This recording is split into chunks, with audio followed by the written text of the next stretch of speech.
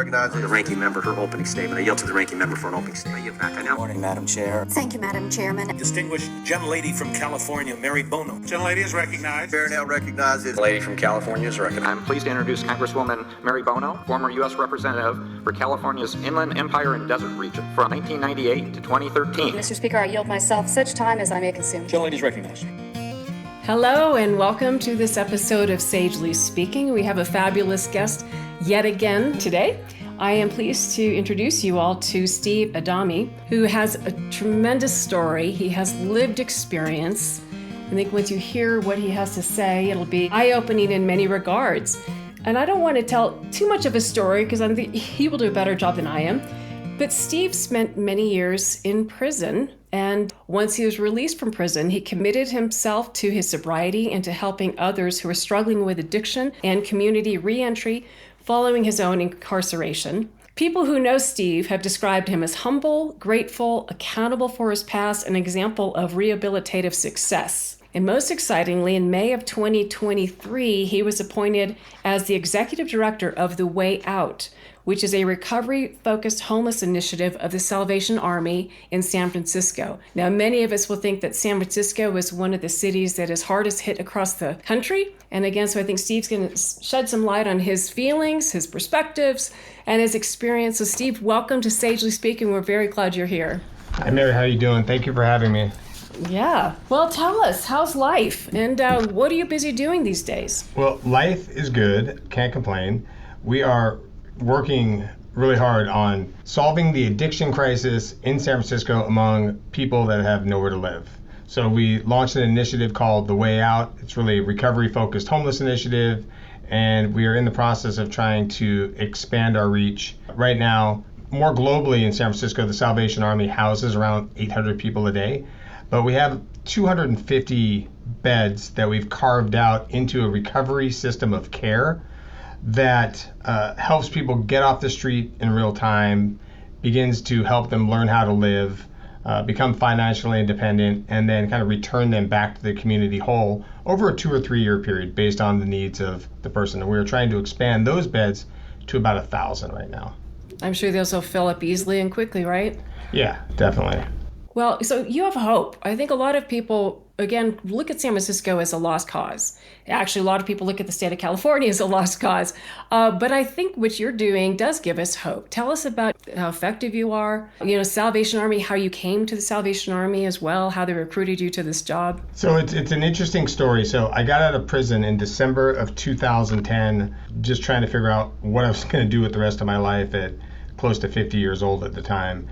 And while I was on parole, I got a master's degree. I got off parole a few years later, and I got hired by a law enforcement agency, the San Francisco Adult Probation Department, and then got promoted several times where I became the director of the reentry division.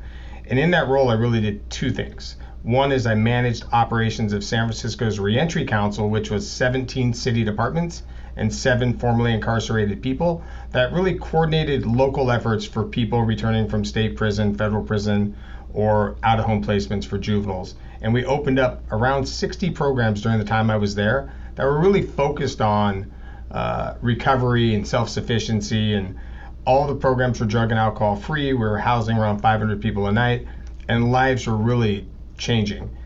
What happened is the jail population in San Francisco declined.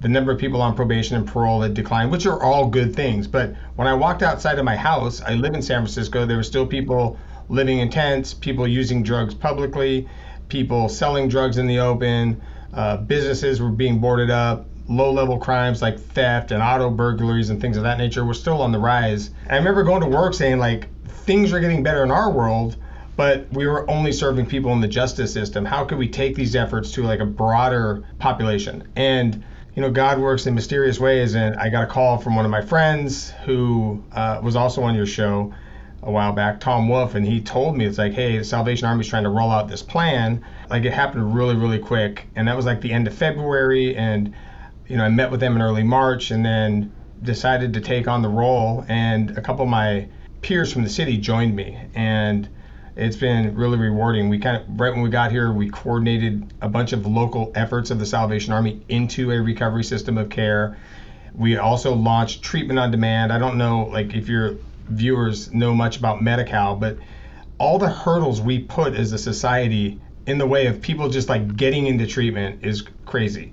And so we were able to work locally to remove all barricades and hurdles to get into treatment, and have nearly tripled enrollments into our drug treatment facility called the Harbor Light Center. It's an evidence-based model that's licensed by the state, that's got a withdrawal management program and then a long-term residential treatment program. And then parallel to that, we also have a women's recovery program called Pinehurst, which is more of a social model faith-based program. So there's options for both people. People can choose to do one or the other. And then on the back end, we just opened a 100-bed facility in San Francisco's Mission District where people can live for a couple of years after they complete treatment. And there's on-site supportive services, case management, career development, and it's completely free. So people can live there and save money and be able to kind of, at the end of the 2 years, rent a place, move on with their lives.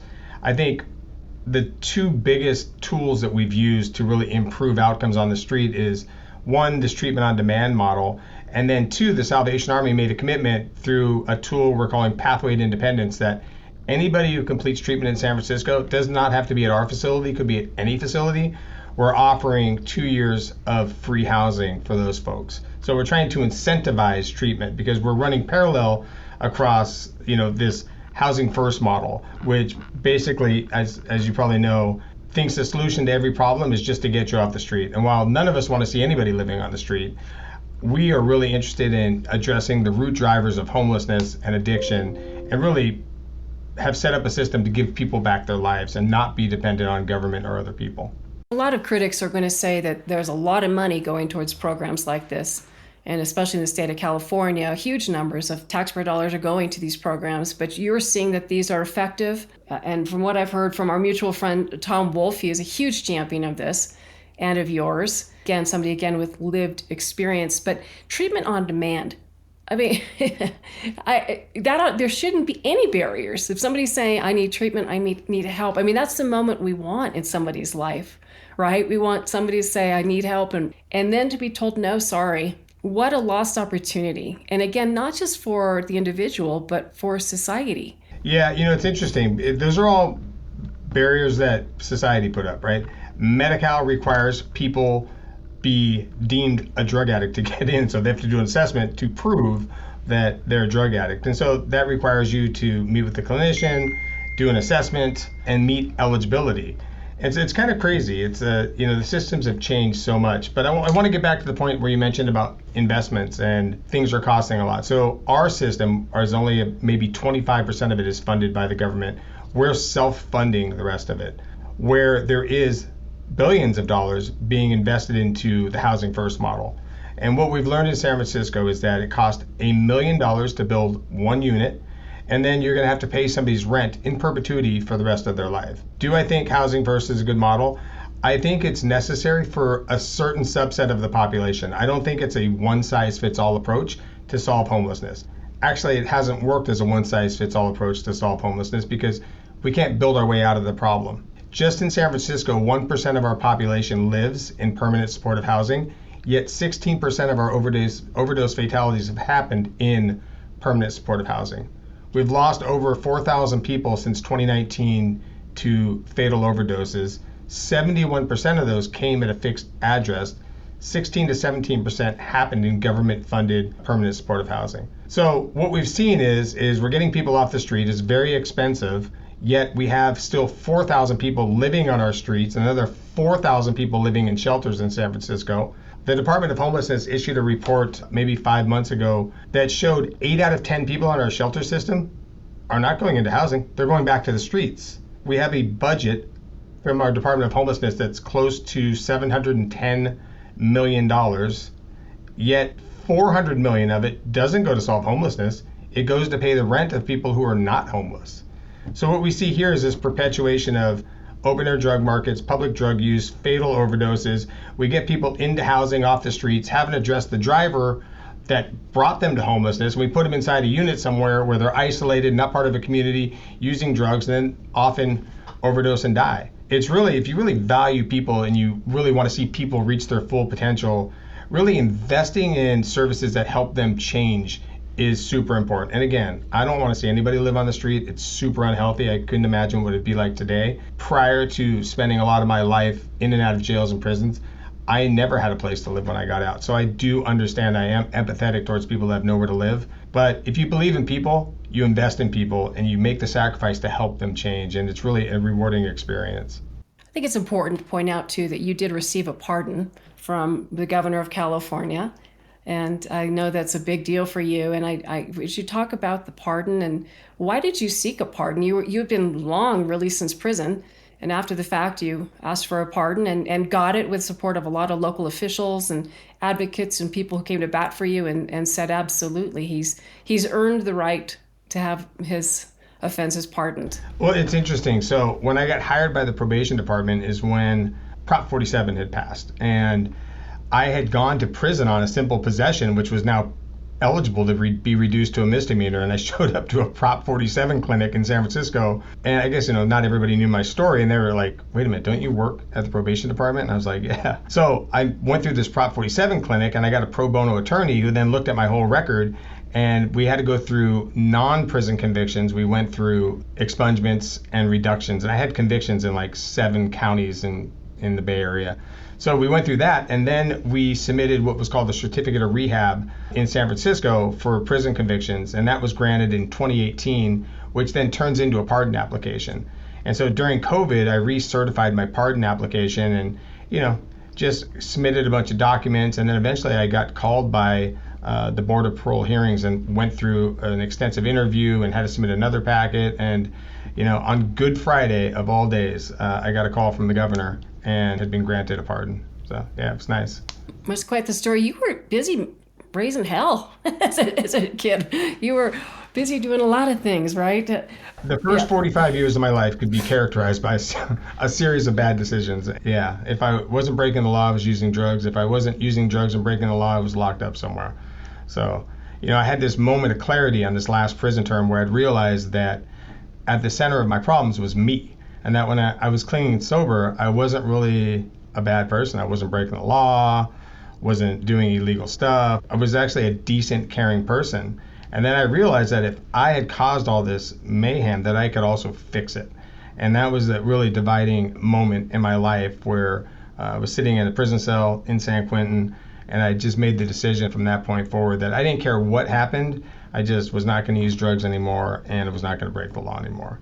And, my parents were getting older, and I didn't want them to see me, I didn't want them to die and see me like had not really reached the person that they had raised me to be. And it's been quite a journey. It's been, I've been out of prison now a little over almost 14 years. Quite the story. I'd like to take this time to thank my incredible sponsors, Tamarack Resort in Idaho, America's only ski, golf, and lake resort nestled in the heart of Idaho. Whether you crave the rush of skiing down pristine slopes, shredding the trails on a mountain bike, perfecting your swing on their scenic golf course, or diving into thrilling lake activities, they have it all. Book your stay now at tamarackidaho.com. Lucy Pet Foods is the leader in gut health. Their formulas for life feature prebiotic balanced fiber that nourishes your dog and cat's total health. Every purchase helps support the Lucy Pet Foundation, a 501c3 charity helping animals. Get free shipping from lucypetfoods.com. Mothers Against Prescription Drug Abuse, driving solutions to prevent drug abuse and overdose deaths by focusing on prevention through education and awareness. Map to Action, dedicated to promoting smart policies that keep our communities safe and healthy. All of our sponsors can be found on our website at sagelyspeaking.com. This week's code is tail wagging. And now, back to our interview. You mentioned Prop 47. I think a lot of our listeners are not going to be familiar with Prop 47. But Prop 47, you believe it was well intended in the beginning, and it was would it be fair to say, an utter failure in the end? And here we are in the state of California trying to fix all that was wrong from Prop 47. So from your observations, and I think it's important because a lot of cities around the country are looking at San Francisco and in Portland and Seattle and other areas too, but for what works and what doesn't work. So and you have your master's in public administration. So can you give us your thoughts on the public policies that well-intended but utter failures, and how do other cities avoid the same failures? Well, I think Prop 47 came into being because A, locking people up is very expensive. B, people's lives typically don't improve when they're locked up. And then there's huge racial disparities amongst who's being locked up. San Francisco, I think 4% of our population is black, yet half of our jail population is black. Research shows that black people don't commit more crimes than white people, yet our institutions are filled up with people of color, black and brown. And so I think the spirit of Prop 47 was really good law. We didn't want to lock people up for some, low-level drug offenses. Like, I had done a prison term for simple possession, was guilty of everything I ever did. But the census is that it didn't make much sense. So they wrote what was called, it's an amazing name, the Safe Neighborhood and Schools Act. And it decriminalized a lot of felonies, reduced them to misdemeanors. And I think the spirit of the law was amazing. The implementation wasn't so good, and I think it's implemented differently in every county. So people that I know that have actually died since, and I'm not blaming Prop 47 for them dying, but it really kept them stuck in their addiction, right? Because often people like me, there'd be some intervention with the law. We'd break the law, get busted, go to jail, go to prison. And we had a chance for our brains to heal and sober up. And what was happening is those charges just weren't prosecuted. So in California, any theft crime under $950 is a misdemeanor and often not even prosecuted. So it sounds great, but what it tells drug addicts like me is I can go steal $950 worth of shit and I'm not going to go to jail. And I think that's the piece people missed. And open air drug market exploded, public drug use exploded. And then the conversation turns to, well, people just need a place to use drugs and government should fund a safe consumption site, which is very strange to me. Where the goal of this stuff Wait, Steve, that's important. Can you say that again? You think the safe consumption site doesn't make sense? You were trying to glance by that, and I'm going to hold you to it. Yeah, sure. Because this is important. I guess that there could be some type of argument of why they do make sense. But as a drug addict in recovery, addiction is a miserable existence. So it doesn't matter where I'm using drugs, it's miserable. And so for the government to fund a place for me to use drugs, how does that solve the condition of my life? They'll make an argument saying that, well, it will reduce overdose deaths. I guess possibly, but in the deepest part of my addiction, I was not going to travel 2 blocks to get loaded. I was going to get loaded where I was at that moment, and I didn't care about any consequences. So I can't see huge harm reduction advocates, and again, harm reduction is something we could discuss, but it's evolved, right? And harm reduction, when it started, was really just about reducing the spread of disease, right, during the AIDS epidemic. And it was like condoms and needles. Makes sense, still makes sense today to do that. What that's turned into is helping people use drugs safely. And I think that's where, if you're a drug addict, there is no using fentanyl safely. There is no shooting heroin safely. And I think, people use drugs as a response to some type of trauma in their life. And I think helping them get through that trauma in a healthy way and be present while they're doing that is the best approach.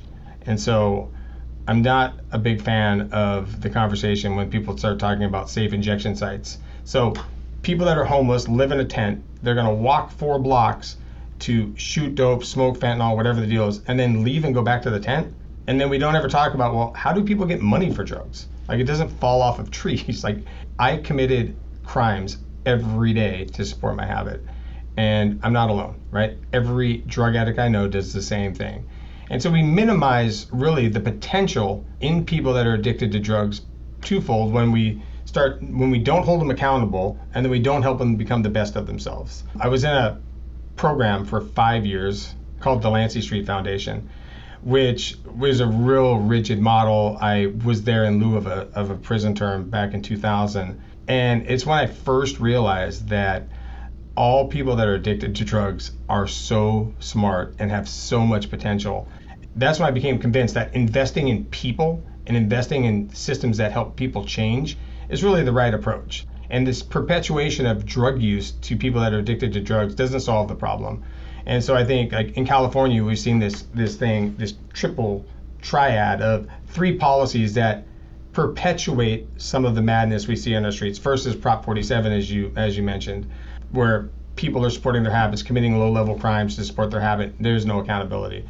The second thing is housing first. So if somebody's homeless, they're using drugs, they're committing crimes to support their habit, and you can't build your way out of this thing. It's $1 million a unit. So people just are languishing on the streets and dying often. And then third is harm reduction, where it's become this uber progressive approach to addiction, which is evolved since it was originally rolled out in the 80s as a response to the AIDS epidemic. And now harm reduction is everything. Oh, you're homeless. We need to give you a place to use drugs. That's harm reduction. We need to give you housing. That's harm reduction. Nobody talks about like, hey, what we're going to do is we don't want you to be on the streets, but we also don't want you living this way.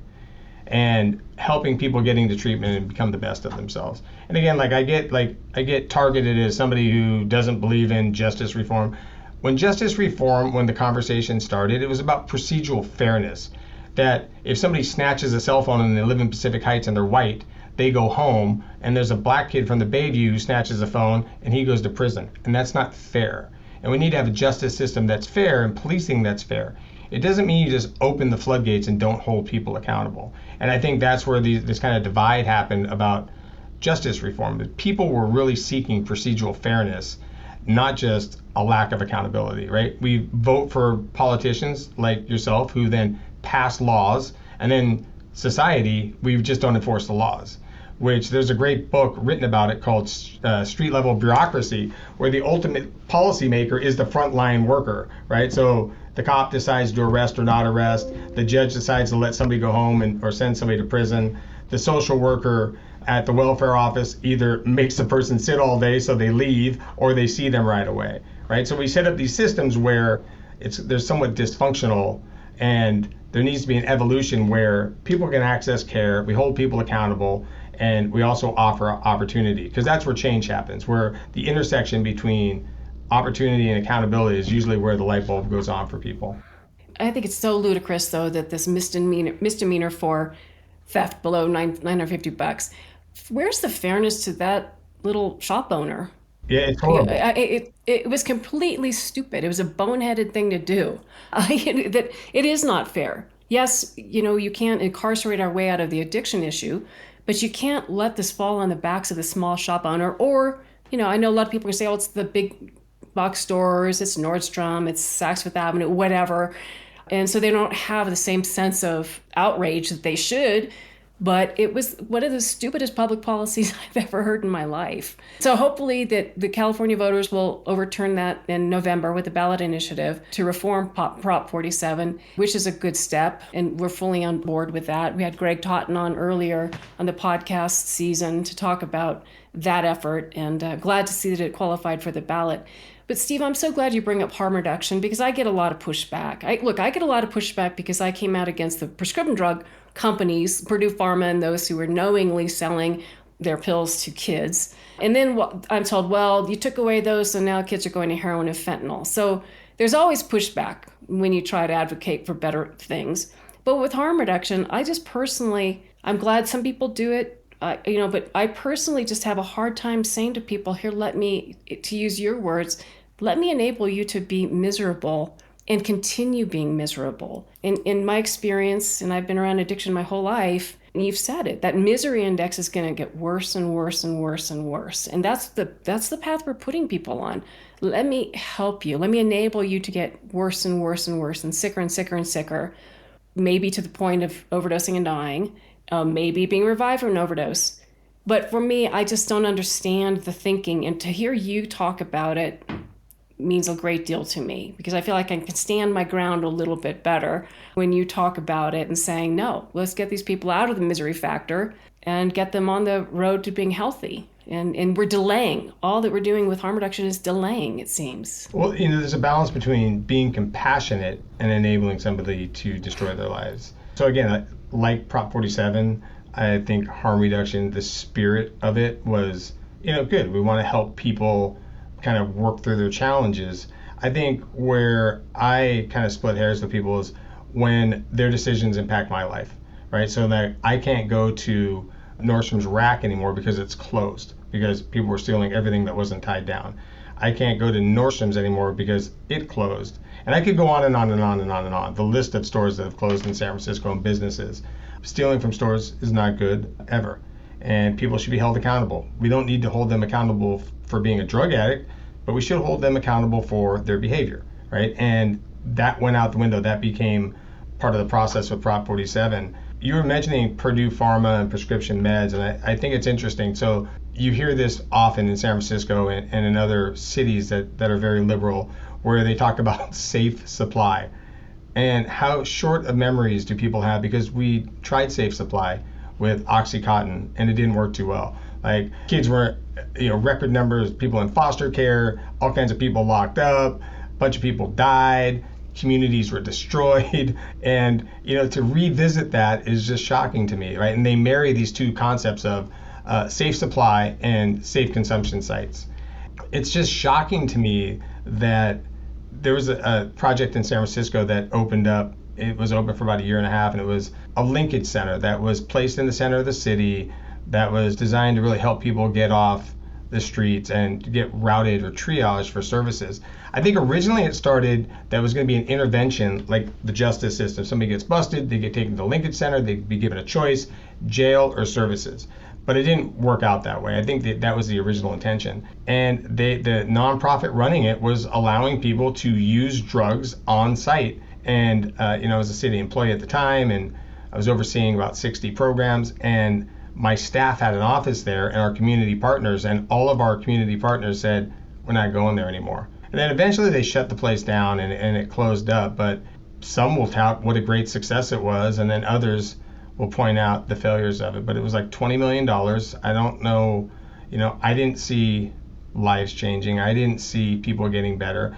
I just saw a place where people were allowed to use drugs. And quite frankly, to me, it was a little bit disgusting. And knowing what addiction does to families and children, and we talk about drug addiction being it doesn't really impact anybody else. It actually impacts everybody else. It impacts business owners, children, your mom and dad, loved ones, people that care about you.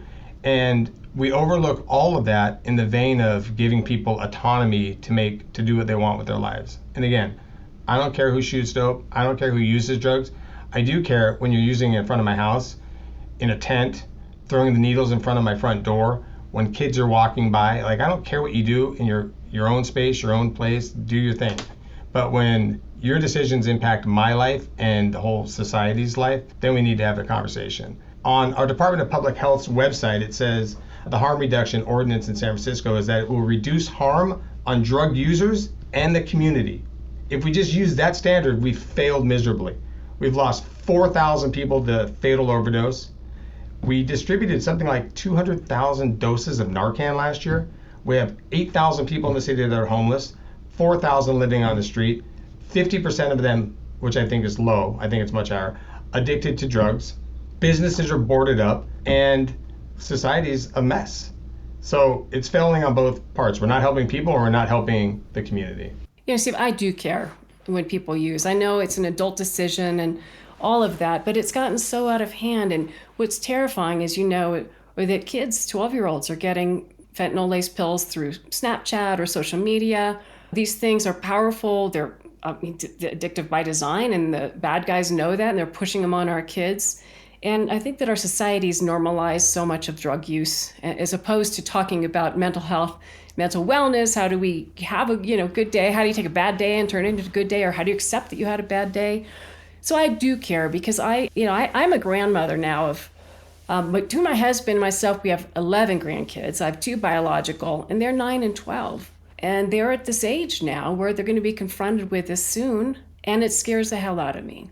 So I think that's why I fight the way I do, is because I do believe we need to do a better job, to your point here, as a society, to move away from this as the quick fix and to protect ourselves against the narco traffickers, the cartels, the people who are preying on our children. But can you talk about the Salvation Army and what a partnership? I am so impressed with them and their work. How can people learn more? And did you ever think you would be working with or for the Salvation Army? I never thought I'd work for the Salvation Army. I didn't know much about them. Their reach is international. The amount of people they help is absolutely incredible. And their work, our work, not theirs anymore, but our work is really rooted in hope and sacrifice. And it's very rewarding to have colleagues that their whole life is committed to improving lives. The Salvation Army has paid staff like myself, and then they have officers. And, you often hear people saying the CEO of some nonprofit is really doing the work and underpaid. Well, officers of the Salvation Army, it's not a commitment, it's a calling. These folks have committed their lives to doing the work.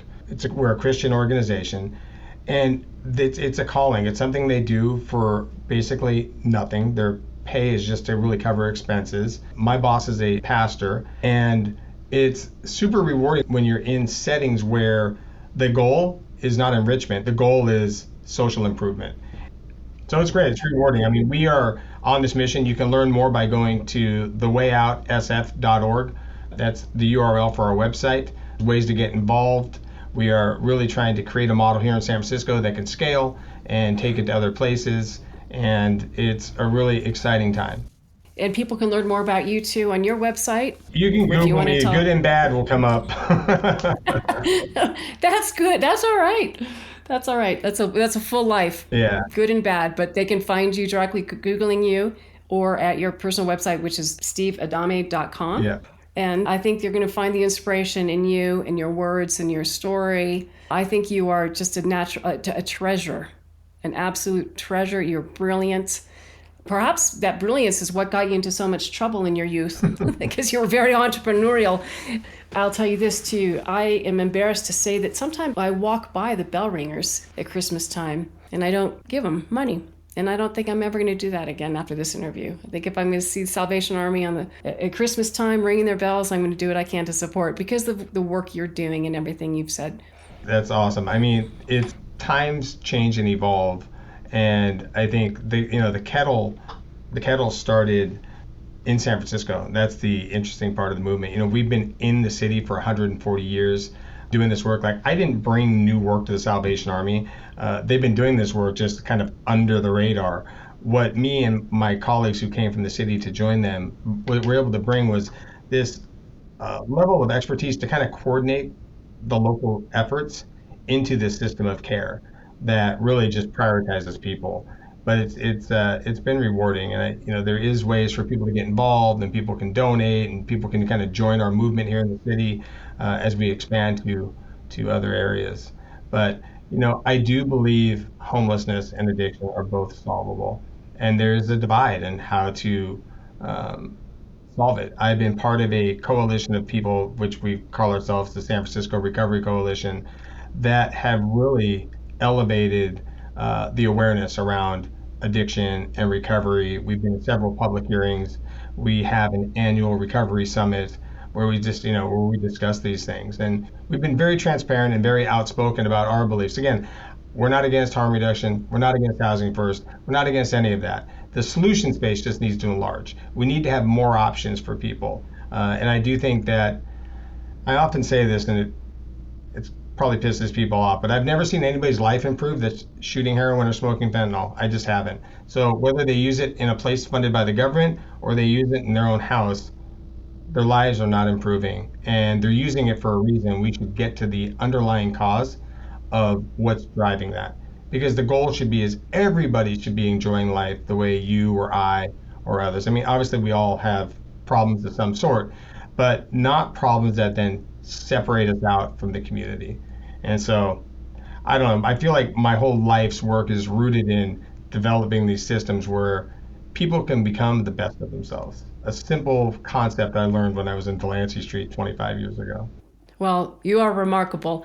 And I think to any policymakers, elected officials, anybody who can benefit from this conversation, I do encourage you to look up Steve's work and the Salvation Army's work and take it. Again, they're proving what works. I hate to see people sort of start back at ground zero, reinventing the wheel with policies, buying a motel to convert it into housing. I think that's not a solution unless it's a part of a total solution, which you are doing. So Steve, I want to thank you so much. God, it's good to know you. You bring such hope and great perspective. So thank you very much for being a part of Sagely Speaking today. We're going to keep in touch. And I want to thank my listeners very much for joining us today. and for getting to meet Steve a little bit. And I definitely want to thank my sponsors for supporting Sagely Speaking. So until next time, be well.